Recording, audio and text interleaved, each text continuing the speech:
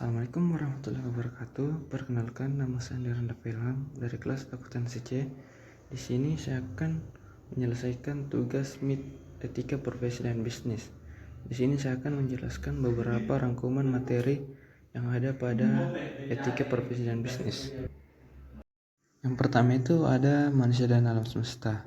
Manusia dan alam semesta mempunyai 5 bagian, yaitu manusia, hakikat manusia yaitu psikoanalisis, behaviorisme, kognitif, dan humanisme. Yang kedua eksistensi. Hakikat eksistensi yaitu benda mati, tumbuhan, hewan, dan manusia. Yang ketiga kebenaran. Hakikat kebenaran yaitu eksistensi, alat, cara belajar, dan hidup di dunia. Yang keempat ada pikiran, yaitu hakikat pikiran yaitu sensasi, persepsi, memori, dan berpikir. Yang kelima ada kesadaran. Hakikat kesadaran yaitu fisik, psikis, pikiran, intelijensia, dan kesadaran murni. Materi yang kedua yaitu filsafat, agama, etika, dan hukum. Yang pertama filsafat. Hakikat filsafat yaitu filsafat berasal dari kata Yunani filosofia yang berarti cinta kepada kebijakan. Yang kedua etika. Hakikat etika yaitu etika merupakan adat istiadat, kebiasaan, nilai, dan norma yang berlaku dalam masyarakat. Yang ketiga agama. Hakikat agama sendiri yaitu setiap agama berisi ajaran dan pedoman tentang takwa, filsafat tentang ketuhanan, dan lain-lain. Yang keempat yaitu nilai. Hakikat nilai sendiri yaitu nilai selalu dikaitkan dengan benda, orang, uang, hubungan agama, etika, dan nilai. Manusia merupakan makhluk ciptaan Tuhan dengan derajat tertinggi karena dikaruniai akal atau pikiran, sehingga manusia dapat memperoleh ilmu pengetahuan tentang hakikat kebenaran. Semua agama mengajarkan tentang tiga hal, yaitu ketuhanan, etika, dan cara beribadah. Tidak ada agama yang tidak mengajarkan etika. Dan nilai-nilai agama atau ibadah tidak bernilai tanpa nilai-nilai moral. Sedangkan untuk hukum, etika, dan etikat mempunyai persamaan dan perbedaan. Persamaannya yaitu sama-sama mengatur perilaku manusia. Perbedaannya yaitu pertama berdasarkan sumber, sifat pengaturan, dan objek yang diatur. Hukum, etika, dan etikat berbeda. Selanjutnya yaitu paradigma manusia utuh. Paradigma manusia utuh yang pertama yaitu kecerdasan, karakter, dan etika. Yang kedua, karakter dan kepribadian. Yang ketiga, karakter dan paradigma pribadi utuh. Yang keempat, karakter dan proses transformasi kesadaran spiritual. Yang kelima, pikiran, meditasi, dan gelombang otak. Yang terakhir yaitu model pembangunan manusia utuh. Selanjutnya ada materi teori-teori etika bisnis. Yang pertama etika. Etika berasal dari kata Yunani ethos atau jamak yang berarti adat istiadat. Etika sama dengan moralitas.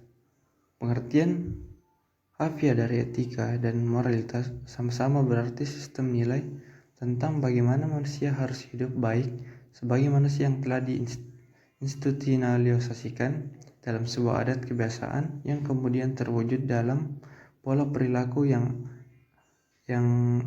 ajak dan terulang dalam kurun waktu yang lama sebagaimana layaknya sebuah kebiasaan. Yang kedua norma.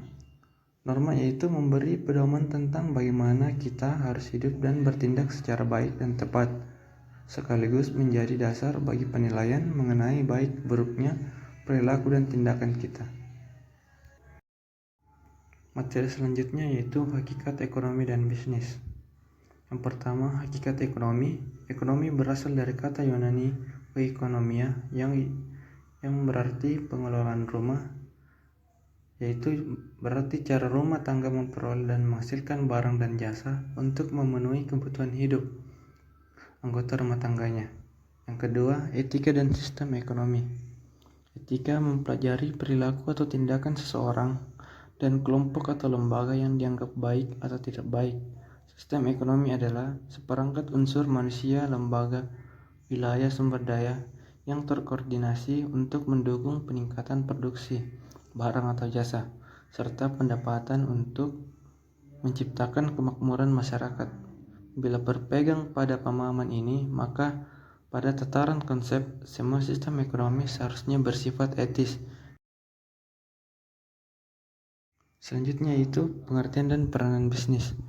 Aktivitas bisnis bukan saja kegiatan dalam rangka menghasilkan barang dan jasa, tetapi juga termasuk kegiatan mendistribusikan barang dan jasa tersebut ke pihak-pihak yang memerlukan. Terdapat dua pandangan tentang bisnis yang diungkapkan oleh Sonny Keraf pada tahun 1998, yaitu pandangan realistis dan pandangan idealis.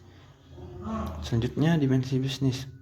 Ada 5 dimensi bisnis, yaitu dimensi ekonomi, yang kedua dimensi etika, yang ketiga dimensi hukum, yang keempat dimensi sosial, dan terakhir dimensi spiritual. Dan materi terakhir yaitu GCG atau Good Corporate Governance. GCG secara definitif merupakan sistem yang mengatur dan mengendalikan perusahaan yang menciptakan nilai tambah atau value added untuk semua stakeholder. Ada dua hal yang ditekankan dalam konsep ini. Pertama, pentingnya hak pemegang saham untuk memperoleh informasi dengan benar dan tepat pada waktunya. Dan kedua, kewajiban perusahaan untuk melakukan pengungkapan atau disclosure secara akurat, tepat waktu, transparan terhadap semua informasi kinerja perusahaan, kepemilikan, dan stakeholder. Etika bisnis dan penerapan GCG.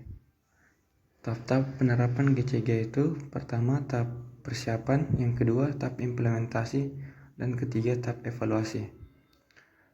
Pihak-pihak yang berpengaruh dalam Good Corporate Governance yaitu Good Corporate Dewan Komisaris, yang kedua direksi, Corporate Secretary, Komite Audit, Komite Good Corporate Governance, yang selanjutnya bagian legal dan compliance. Selanjutnya ada internal audit perusahaan BUMN dan swasta, dan terakhir yaitu dana pensiunan. Demikianlah beberapa penyampaian materi singkat dari saya, kurang lebihnya mohon dimaafkan. Wabillahi taufiq wal hidayah. Wassalamualaikum warahmatullahi wabarakatuh.